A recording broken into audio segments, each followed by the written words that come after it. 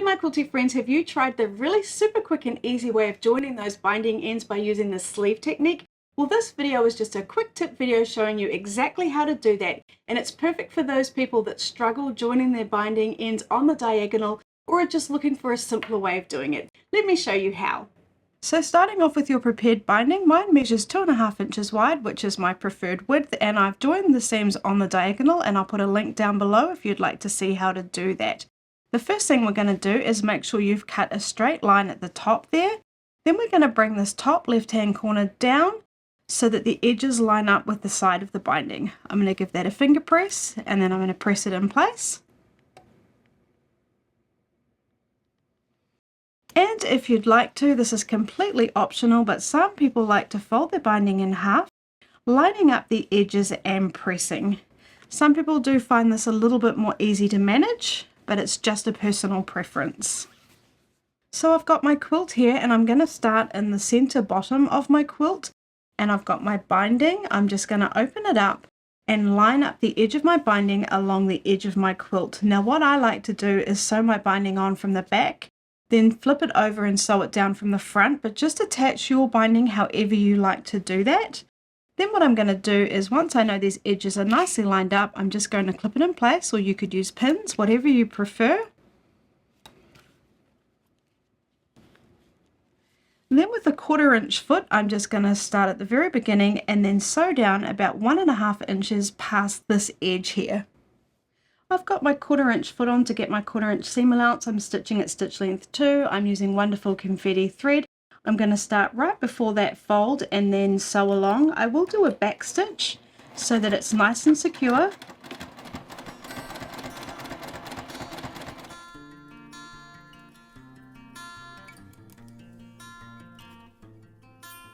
So I'm coming right past that edge there, about 1.5 to 2 inches down. I will do another back stitch and then cutting my thread.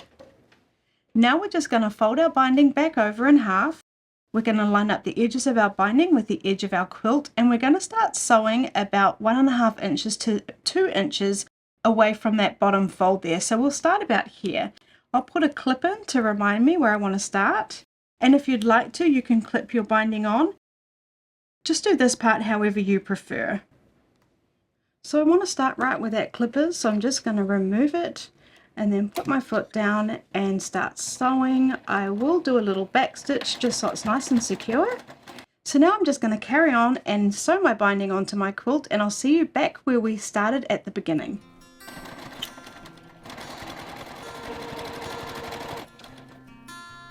If you're enjoying this video, please do hit the like button, and even better, the subscribe and the bell so you don't miss out on another video.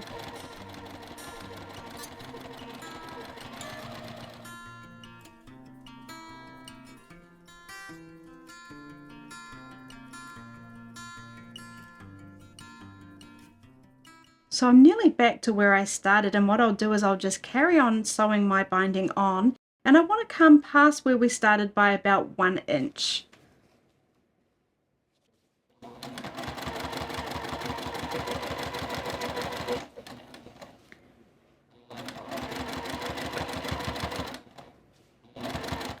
Okay, and then I will do a back stitch and then cut my thread, and then let's move on to the next step. So now we just need to cut the excess off, and we want to make sure that we'll be able to tuck the end of the binding in right into our little sleeve we've created. So I'm going to cut down here, making sure that it will definitely come past our fold and everything. So I'm just going to cut it just like this on an angle. Then I'm going to open up my binding and tuck that end into my fold, and I haven't cut it quite short enough, so I'm just going to trim that a little bit because it's banging into those stitches there. Just a little bit more, and just opening it up and pushing that end right into the sleeve like that. And then what we want to do is we want to smooth it all out so that it looks like a really nice tidy join. So just make sure you're happy with it and it's all sitting nice and smoothly. So once you're happy that it's sitting really nicely and it's all smoothed out, I will just pop in a few clips to keep it in place. or you could use pins, whatever your preference is.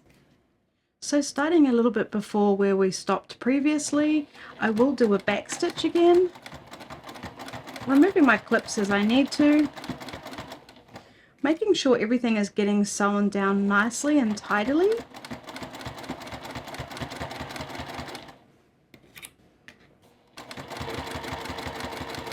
Coming right past where we originally started and then doing another back stitch. Cutting my thread, and then let's take a look at that. So there we have our finished join here, and if you'd like to, you could carefully sew along this edge with your sewing machine or by hand. And then to finish off your binding, you just flip it over and then fold it over onto the front and sew it down, remembering that's my preferred way, or you might like it to do the other way around where we sew it down from the front first and then we flip it over to the back and sew it down. So now I'll just clip down my binding and sew it on and we're all done. The fabric used in this quilt is called Monsterville by Art Gallery Fabrics, which was kindly donated as part of my quilt donation drive. I'll put a link down below if you'd like to check it out. So there's my binding all finished. Did you like that technique? I think it saves a whole lot of time and it really is easier. Let me know in the comments if you agree. Now if you like the quilt pattern here, it's called My Heart Baby Quilt, and I'll put a link up above if you'd like to make that, or if you'd like to see a full tutorial showing you from the very beginning all the way to the end how to do your binding, including how to make the binding and do the mitered corners. I'll put a link up above for you. Thanks so much, and I'll see you in the next video.